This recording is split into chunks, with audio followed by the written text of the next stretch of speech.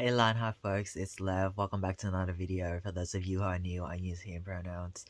My hair is definitely getting longer, but Melbourne lockdowns end in 4 days, so everything's gonna start opening up again, so I can get a haircut hopefully this weekend. So I did like 2.5 hours of martial arts training before. I did boxing, and then Muay Thai, and also Taekwondo. So I sort of combine everything together. I mean, I follow YouTube videos, but yeah, it's like I try different things now. Muay Thai is really fun as well. So I've been learning a lot of that. Which sort of links in with today's video, which is about martial arts and stress inoculation. I'm gonna make a different video about how martial arts changed my life really and everything I'm getting from it. But this video specifically, I'm gonna talk about martial arts in this context of stress inoculation training. So what is stress inoculation training?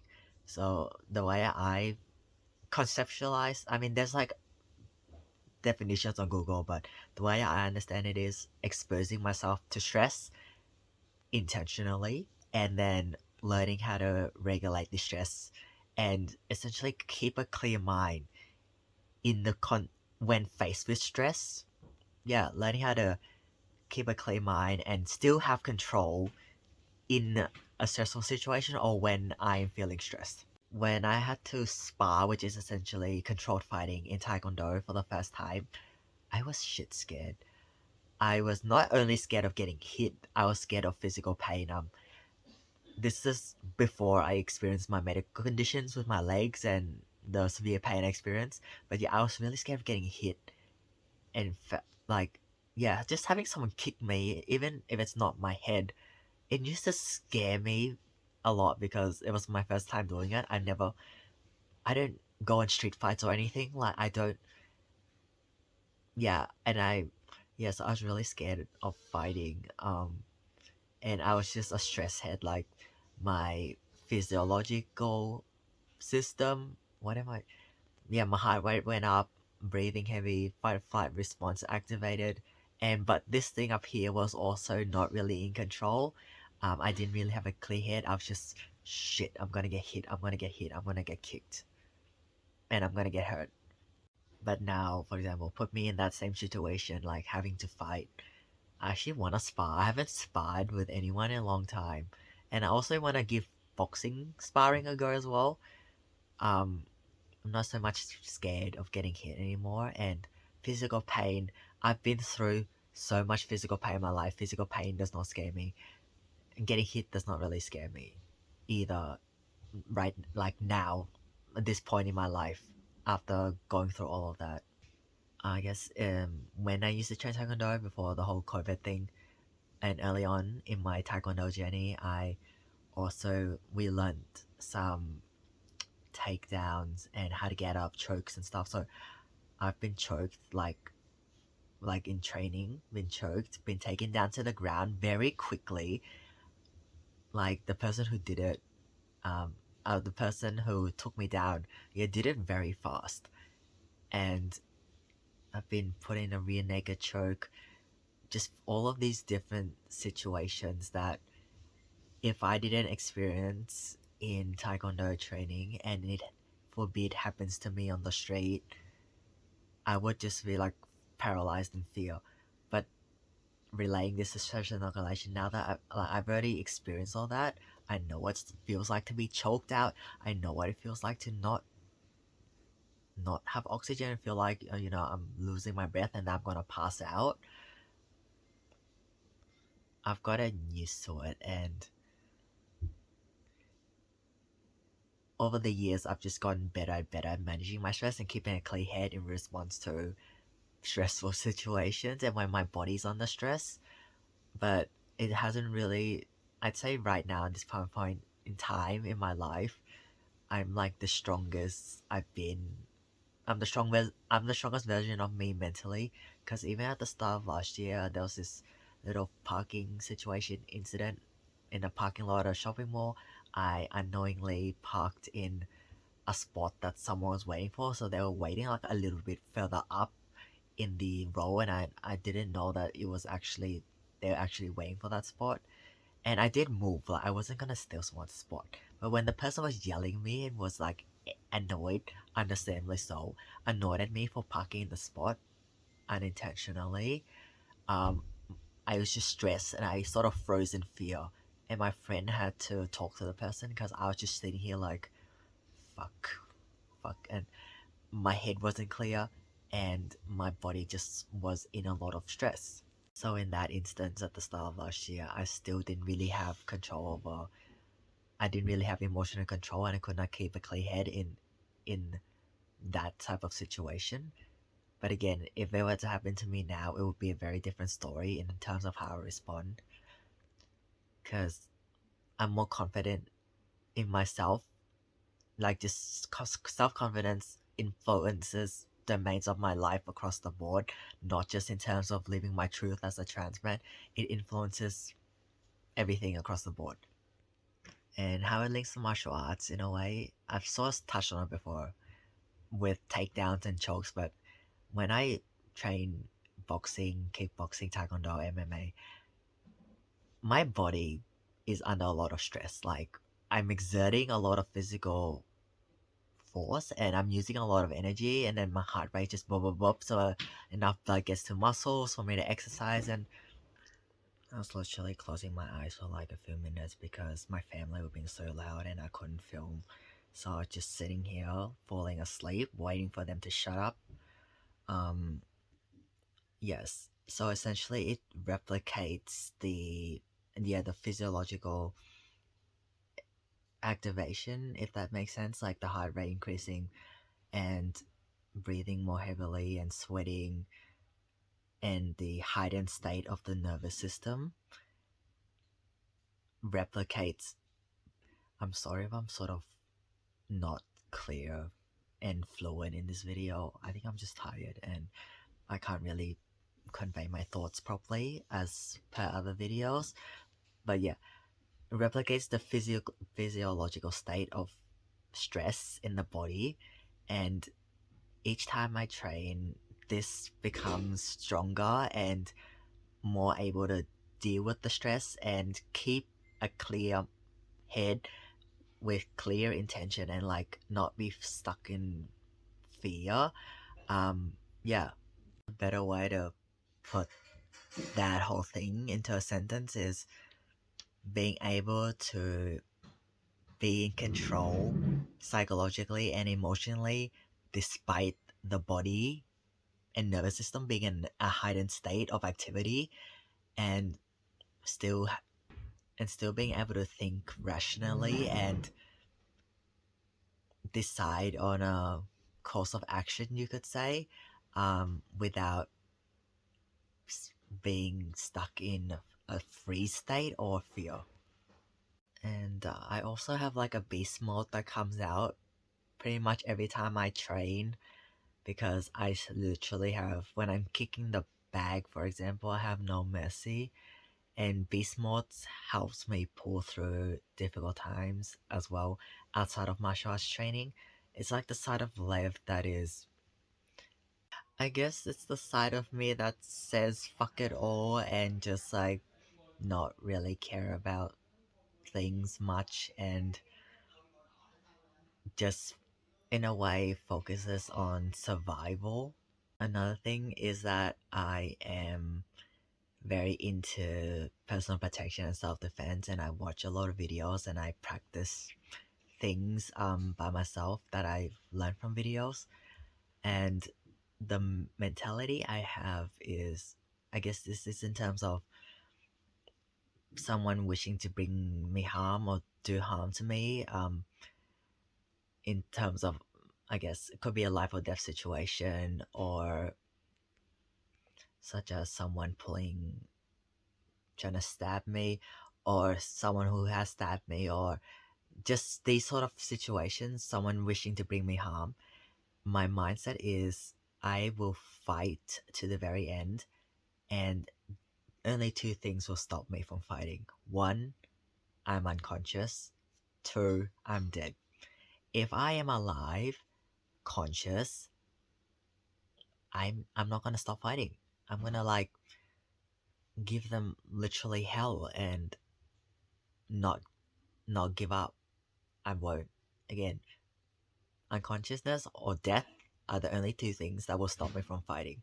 Even if, forbid, if I go out and someone tries to kill me, even if I get stabbed 10 times, that's not gonna stop me from fighting. Because I already drilled this into me. Like, this is the sort of survival mindset that I have. So don't I don't just quit and be like, there's nothing I can do, and then not even try. So yeah, fighting to the very end. And this links in with stress inoculation training, because these type of violent encounters, or even if someone doesn't want to bring me harm but like just wants to mug me or whatever it is, it's very stressful. Like, these situations are stressful and it activates the flight or fight response. And similar to training, which also activates the flight or fight response and that physiological heightened state, knowing how to control my emotions and keep a clear head in training while under the same physiological stress as a state where if someone tried to hurt me, my body would go into this same heightened state of nervous system activity and just the heart rate increasing, all of that.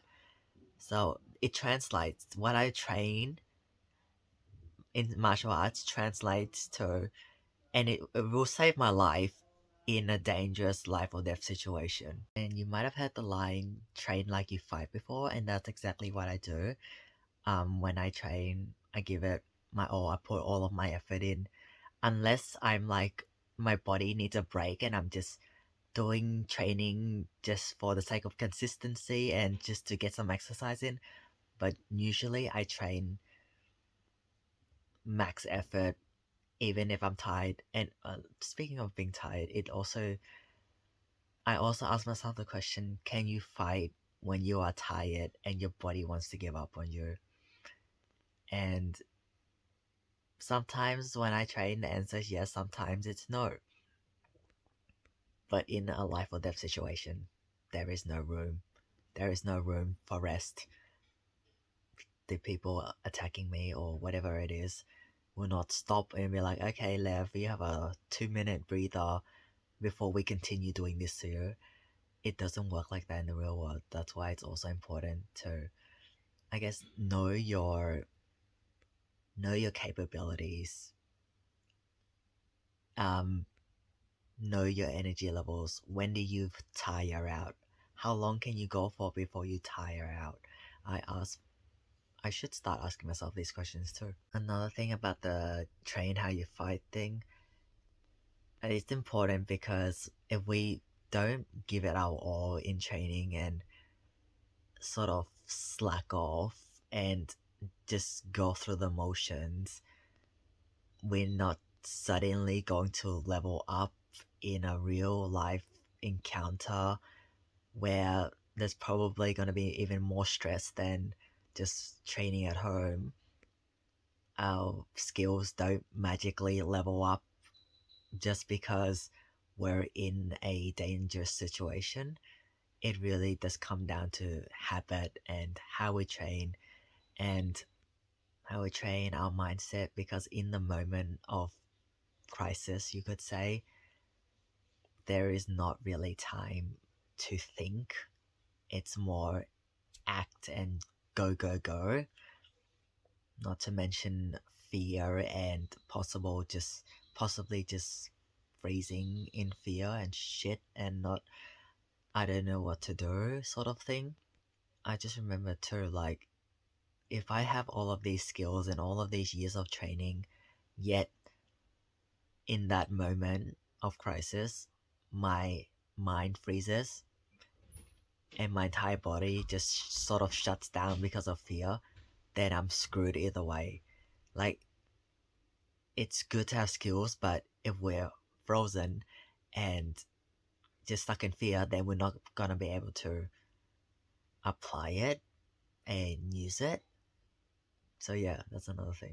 I remembered a little incident that happened. So last year around June, July, I went to a medical appointment. So this during this time in Victoria, we were in lockdown, and there wasn't really any people outside, let alone people using train services.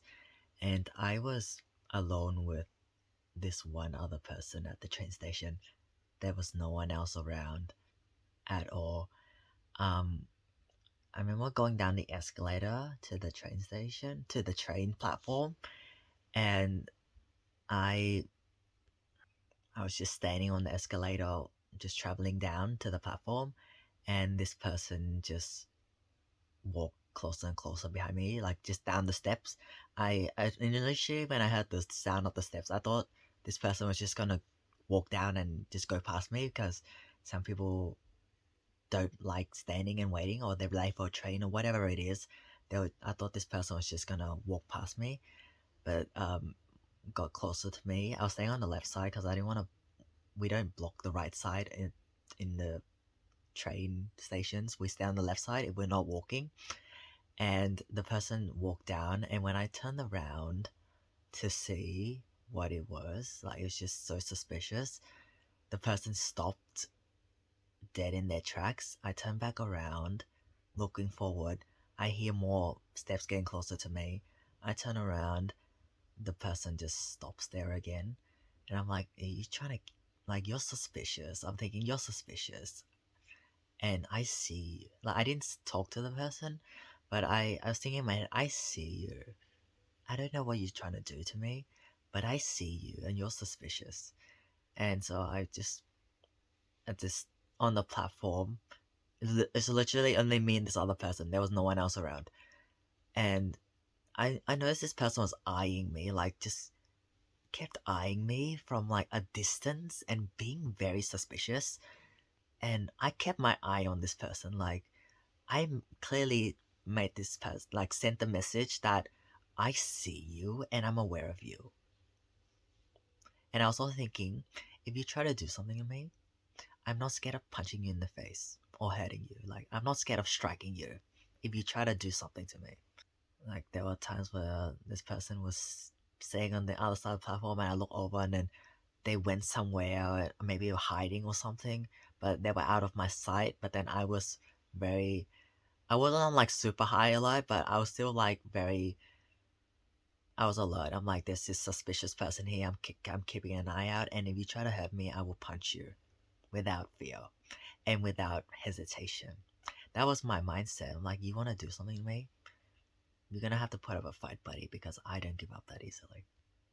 Luckily, the person didn't do anything to me. Maybe the person saw me and be like, oh, this is such a hard target, or this person knows this person's eyeing me and everything. So the person luckily didn't do anything to me, but that was still stressful. And if it ever to happen now, I would I would be less stressed than last year when it happened because again of all the inoculation training I've been doing. I guess in summary, stress inoculation training isn't just about regulating the physiological response to stress, but also trying to keep control of our emotions and psychological state in the face of stress and in the face of our body and nervous system responding in a stressful way. Also, the mindset is very important because if we have all of these skills, if someone's been training in martial arts and self defense for a very long time, yet their mindset is, I can't do anything when someone's trying to hurt me, and if the mind says, I can't do anything, then all of the skills and all of the training will be void in that situation because of fear and just thinking I can't do anything, so just letting the people attacking us, leaving everything in their control and in their hands, which is not ideal. And to sum up the last bit about my mindset, it's I will keep fighting even if I get stabbed 20 times, for example, and there's only two things that can stop me. me being unconscious or me being dead. Thanks for watching, folks, and I'll see you in the next video.